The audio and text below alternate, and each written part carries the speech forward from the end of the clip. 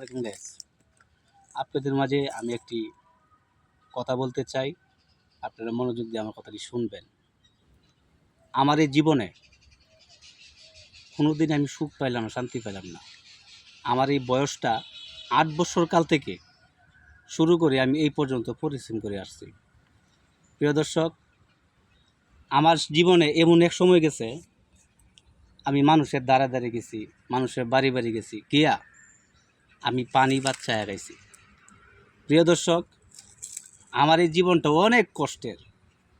এই জন্য দায়ী কে? এই জন্য দায়ী হলো পিতামাতা।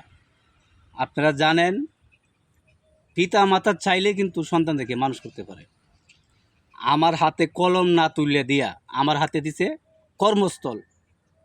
আমি 8 বছর বয়স থেকে আমি ইনকাম করে খাই, মানুষের বাড়ি বাড়ি গিয়া চায়া ভাত খাইছি। বলছে অনেক যে ভাই আমাকে গরম ভাত দিতে হবে না, আমাকে দুলা পানি ভাত দেন। এই জীবনটা আমার কষ্টের মধ্যেই অতটুকু বড় হয়েছে।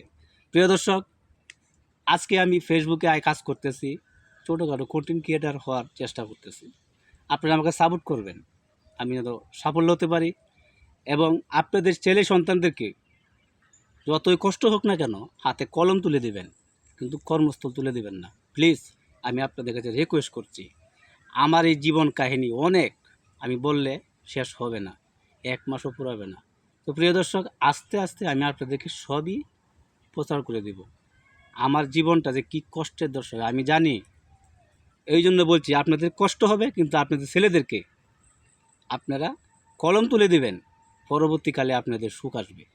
ধন্যবাদ প্রিয় দর্শক, আজকের মতো এই পর্যন্ত। ভালো থাকবেন। আল্লাহ হাফেজ।